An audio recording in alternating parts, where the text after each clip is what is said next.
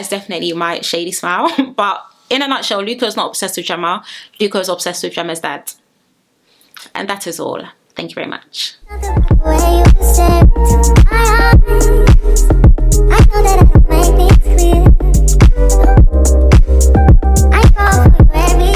everyone and welcome back to my channel. I hope everyone's doing okay and everyone is doing well. Another day. Another kind of reviews. As I usually and I always say, number one, if you haven't yet subscribed, of course be sure to subscribe, join the family. And number two, please, no, wait, what? Yeah, number one, be sure to subscribe. Number two, that's it. Number two, be sure to follow me on my Instagram. As you guys know, we hit 25k last week. So yeah, I'm definitely going to be doing a giveaway, which is going to be announced on my Instagram on the, I think it's the 1st of July. One of the two, but either way, yeah, definitely follow me on Instagram at SarahDestinyX. And number three, okay, please to get cozy and comfy while hot eye being at your snacks. And let's get into this review. So let's start off with the Ekin-Su and Davide situation. As you guys know, Ekin-Su was speaking about the whole Davide situation. We did already speak about this in yesterday's episode, and I did ask the question, do you really think Ekin-Su and Davide have the potential to get back together? Personally, I do feel like Ekin-Su most certainly likes Davide more than Davide likes her, because we already know Davide's pride and ego is on 100. Nobody loves Davide as much as Davide loves Davide. Do I think they're actually going to get back together? I'm actually not too sure. But she was basically saying that maybe if she waited, Davide could have shown her what Jay initially showed her when he was in the villa.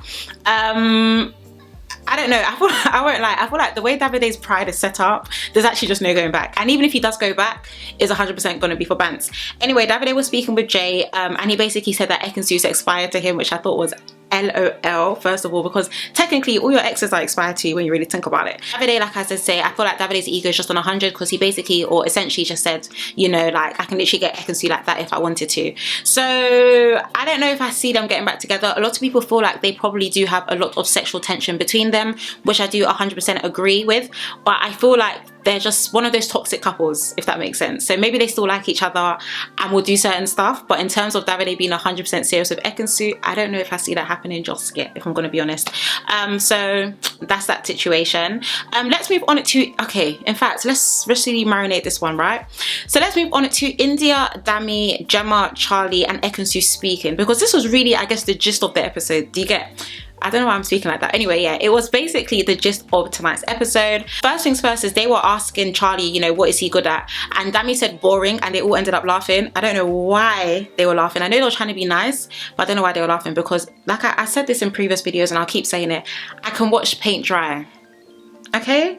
Charlie gives me such boring vibes. Like, I don't know if I'm being biased here, but I don't feel like I can have a good chat with him. He just gives me very boring, very just boring. Okay, that's the only word I can use to describe it, just boring. We'll briefly move on to Dami. So as you guys know, Dami was quote unquote reading people's minds and kind of predicting what they're feeling and how they're feeling about their situations and exactly what is going on. So Dami is of course reading everyone's mind, you know, Ekin-Su, you know, Charlie, you know, and then he gets to Gemma, and he basically said to Gemma that he honestly feels like, yes, Gemma really likes Luca, but if someone was to come into the villa that was more befitting for her, that her head will turn. First things first is, yes, Dami is reading minds, but you know he's not really reading minds, he's reading situations. So I didn't really feel like it was much of a big deal. What was quite interesting as well was Dami even mentioned as well to everyone there, he did say, okay guys, like this definitely stays between us. Did it stay between them? No. And why didn't it stay between them? Because Auntie CCTV went to go and run her mouth. So Ekin-Su, town crier, okay, ended up going to speak with Paige and Jacques. Unprovoked. Okay, let me tell you, this is the key words that I was tweeting as well throughout the episode. It was unprovoked, because Ekin-Su, no one actually paid you to speak. No one actually dragged you by your mouth and said, oh yeah, open your mouth and come and speak to these people. So Ekin-Su now ended up speaking to Paige and Jacques, and she was just like, oh my gosh, like guys, so basically what happened was Dami was reading everyone's mind and basically said that, you know, Gemma's situation, and I remember just thinking like, Dami specifically said this stays here. Second of all, this isn't really your situation to be speaking about anyway. But yeah, she basically just kind of like spilt the beans about the whole situation, and then instantly Jacques was just like, oh no, like I've got to tell, I've got Luca's back, I've got to tell him. Okay, first things first, babe, relax. Okay, relax. Not you having more loyalty to Luca than to your ex-girlfriend. Let's start there, because if you remember specifically when Jacques did enter the villa, he did say to Gemma, oh yeah, you know, I've got your back, but whose back do you have in this situation? Whose? Let's talk about it. So for me personally, I have to be honest, I don't know why Jax was doing obscene, but second of all, it just wasn't Ekin-Su's place to speak. Like, you know when someone actually just gists unprovoked? And the thing is, the worst thing is you're not even gisting about your own situation, you're gisting about someone else's. Why? You're scary, okay? You're definitely scary, and I tweeted this as well. People who are mix up about other people's business but theirs, okay? Mix up about other people's business but theirs, those are people you should run away from, okay? Run, because they're scary, very scary. So Paige, of course, goes to speak to Gemma and India about the situation. So they're literally just chilling by the poolside, having a bit of chit chat, you know, a little bit of a chin wag, and speaks about the situation. Instantly, Gemma's annoyed because she's just like, okay, yeah, Dami read my mind, which we're going to get, in fact, let me not speak about that now. We'll speak about that next, okay? Because I had an issue, the whole Dami read my mind, but we're going to get into that. You guys know me. I don't hold back when it comes to these reviews. But anyway, they were having a conversation and Gemma, of course, started to get irritated. So as she got irritated, she got up, you know, she's like walking around the villa. Luca randomly, of course, doesn't really know much about the situation. She tries to console her and she's just like, no, I'm just pissed off. Like, I just need some space. I just need this. And personally, for me, I just kind of feel like, and even Gemma mentioned it in her confessionals as well, that obviously if someone did come in that she was more attracted to or more better suited to, then yeah, her head will turn, but that's not the situation right now. So she doesn't really understand why this information seems to be going around the villa. So Gemma now pulls Ekin-Su for a chat, and I said, not little sis pulling big sis, okay? Not little sis pulling big sis, and of course speaks to Ekin-Su about the situation. First things first that I would say was, what did I write down here? Yeah, I don't feel like Ekin-Su had any right to speak about the situation. I do feel like it was quite uncalled for. I do know there were some people on Twitter saying, oh, you know, like, yeah, Ekin-Su brings the drama, but when you're bringing drama about other people, that's not really your business. Is that really drama, or is that just messy? Or am I just boring? But I can't be boring because I like drama and content in the show. But I just feel like it was just extremely uncalled for. Like, Ekin-Su, you're actually anti-CCTV. Be facing your front and focus on Charlie that you have in the back. Gemma is really not your problem. Do you get where I'm coming from? So Luca, of course, in the meantime, was basically speaking to Andrew about how upset he was because Gemma seemed to be speaking to everyone in the villa but him, which I guess is understandable. But at the same time, like, we're going to get into Luca very soon as well, so let me even pause on that comment there. So of course now this situation is just going in circles and circles and circles and circles. So Gemma ended up pulling Luca for a chat and basically explained the situation. I already have words about Luca, okay? I think Luca's a bit of a weirdo. I've already spoken about those tattoo placements. Very interesting. Someone said it looks like Luca just went into a tattoo shop and said, can I have tattoos, please? But I feel like Luca is just very weird and very, very, very obsessive. Someone did actually mention to me, and I believe it was yesterday's video in the comments, that Luca does know that Gemma is an Owen. I have already mentioned this, that she is the daughter of an ex-footballer by the name of Michael Owen. So that probably does explain the clinginess, because the way he's so obsessed with Gemma doesn't really good for me. It's literally been 3 weeks. This time 4 weeks ago, I don't know, I did not actually know who you were, so why you seem to be so possessive over me is very, very, very interesting. But yeah, he was basically just saying he doesn't, you know, I just don't see it happening, I just don't see my head turning. And Gemma, if anything, was just trying to come from the perspective and the viewpoint, like, you can't say you don't see it happening when you don't know how you would be in that situation if someone comes into the villa that's better suited or you feel like you are more compatible with. So you can't really say, oh, right now my head's not going to turn. If anything, you should say, I don't think my head can turn based on the situation that we are in right now, but there is a potential and a possibility that it can. So number one, it is very telling that of course he probably does know that she is an Owen, but number two is 100% just giving weird vibes. Like, I honestly feel like the conversation was quite dumb, but there was also very weird tension between them as well. Very, very, very uncalled for. So of course Luca's getting very pissed off at the situation and he ends up calling Ekin-Su. Firstly, let's speak about that, because he was just like, Ekin, come here. And Ekin-Su went to pick herself up and walk over. I beg your pardon? Are me and you mates?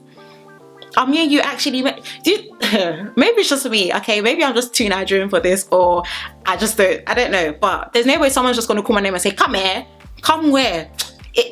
Anyway, let me not. So obviously Ekin-Su now goes over to speak about the situation, and one thing that I said I wanted to say before but I'm going to say now is I didn't really appreciate how everyone kept saying, oh, I was just saying what Dami said, I was just saying what Dami predicted, Dami was reading her mind, Dami was reading my... Bro, first of all, Dami can't read minds clearly, okay? He's reading situations. Let's not all play dumb here. And second of all, if it's facts, it's facts. If it's not facts, it's not facts. Why does everyone seem to care so much? Why? Don't try and push the blame onto someone who clearly cannot read minds because you don't want to take accountability for being a chatty patty. It's not given what you think is given, and it's actually very weird. So watching them, all of them. So let's move on to Jacques and Paige. So Jacques and Paige were by the pool, and essentially they were going to go swimming. She obviously said 1 second, and before we knew it, I believe she went to the kitchen and was speaking with Jay. Jacques all of a sudden is just like, oh yeah, I'm pissed off, like I'm proper mad, like I'm proper irritated, because of course he wanted to go swimming. So he now ends up going to speak to India and Dami, which is another thing, because Dami is 100% the counsellor in that villa. It's given agony aunt, because everyone goes to Dami with their situations and also with their problems. But he was speaking to India and Dami, and he basically said like, oh, he feels like since he's opened up that she's been very distant. Okay, first of all, let's just backtrack. When did Jacques open up? I know you probably answered that question. The answer is yesterday. You opened up yesterday. You're feeling like she's being distant. It's been only a day. I met you, what, 2 weeks ago? Jacques, you're new to this villa, okay? You're not an OG. You're new to this villa. It's given very much emotional manipulation. Just because you open up to someone doesn't mean that they have to walk in the reaction that you expect because you opened up.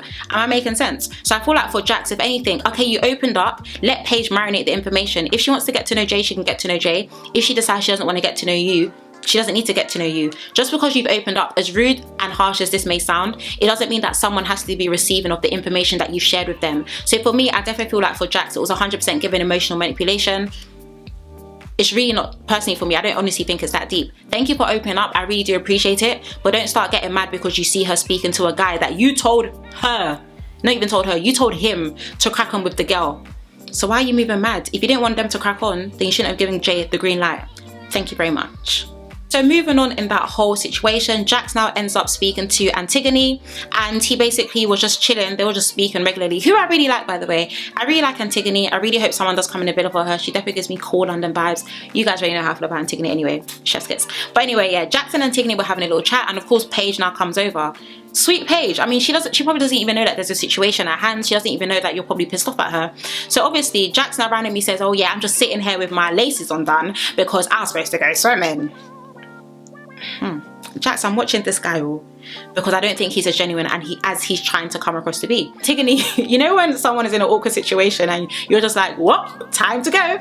Antigone was like, okay, well, I'll just leave you guys to it. And Paige was like, no, it's fine, like, it's fine, like, I'll leave. And you can tell Antigone was just like, looks like there's a situation and I don't want to get involved. But yeah, Paige now ended up going to speak with Dami once again.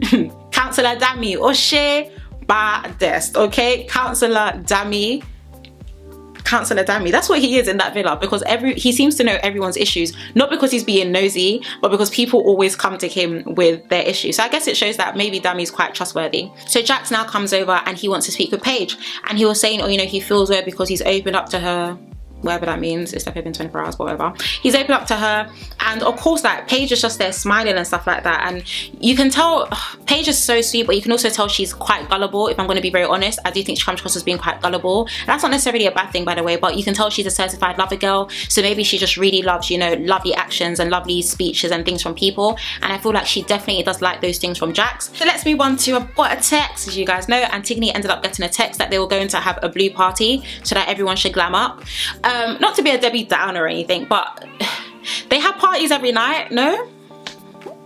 Don't they have parties every night? So I guess it's cute. It's a blue party, you know, it's a little theme for tonight. I guess that was nice, but yeah, they'll just be like they don't have parties. I'm just thinking, you guys have parties every night. You're doing clink clink in those gold champagne cups every single night.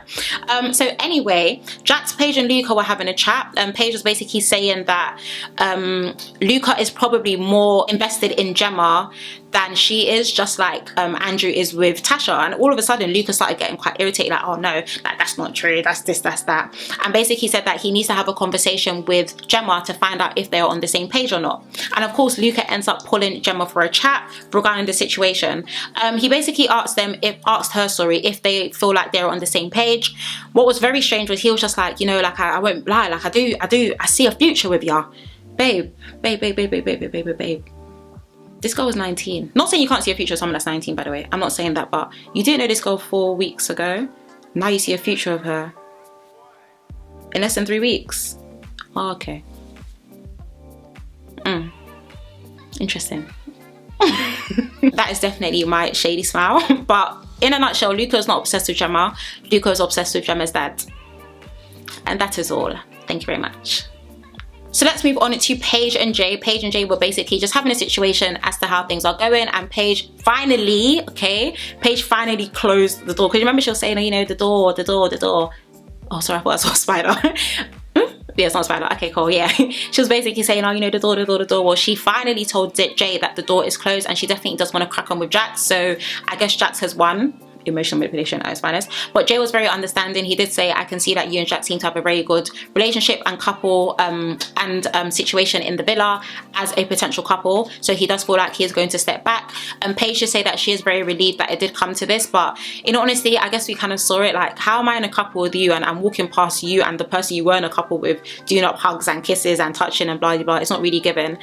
So yeah, once again, I am going to stand by my statement. I don't know if I believe that Jacques is as genuine as he's coming across or trying to portray himself to be, and I feel like Paige is an absolute sweetheart. So hopefully someone who is more genuine, or someone who does come into the villa, maybe seats her up her feet.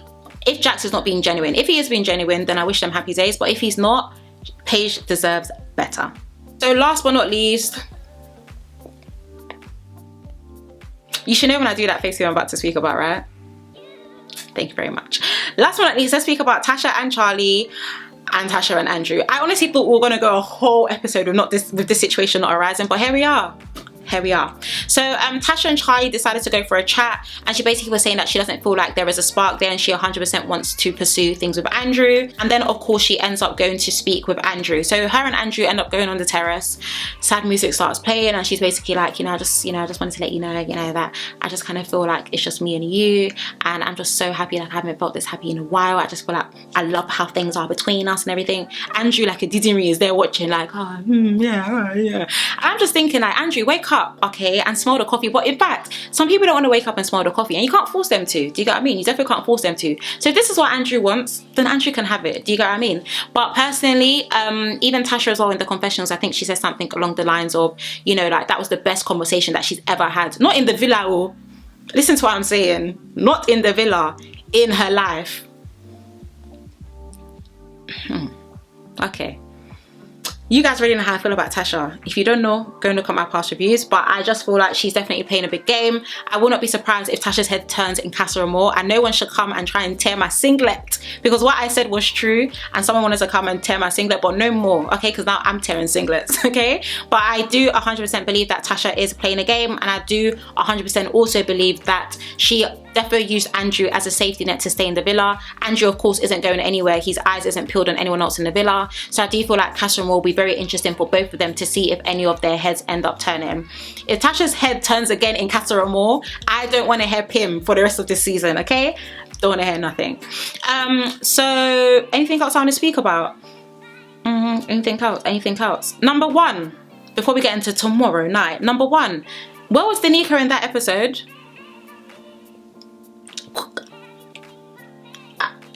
Because I didn't see her once.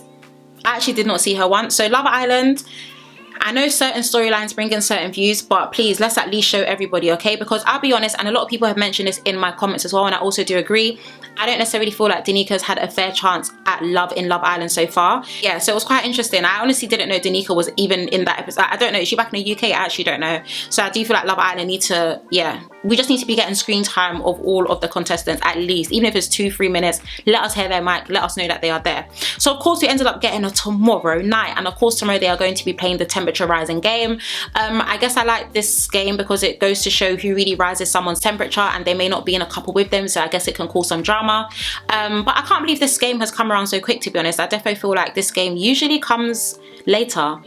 Or maybe I'm just being a bit weird, I don't know. But yeah, I guess tomorrow should be quite interesting. So yeah guys, that is the end of tonight's review. In all honesty, I guess it was okay. A lot of drama centered around the Gemma, Luca, Ekin-Su situation. I love Ekin-Su for drama, but I just feel like today the little chatty pattiness was just uncalled for. You're not in the couple for you to be speaking about the situation, and I didn't really like the fact that people were trying to blame it on Dami, but I am very happy that it didn't stick, if I'm going to be very honest with you. In regards to Paige and Jacques, are we really surprised? I'm not really sure. I'm not surprised. I do feel like Jacques probably is a bit emotionally manipulative, if I'm going to be honest. And Tasha and Andrew, paint drying. Thank you very much. So as always, I'd love to know what you guys actually thought of that episode. Please feel free to comment down below and let me know what you thought. If you haven't yet subscribed, of course be sure to subscribe, and also follow me on my Instagram and also on my Twitter at SarahDestinyX. But other than that, I want to thank you guys so much for watching. Please do take care, stay blessed, and I shall see you tomorrow. Bye.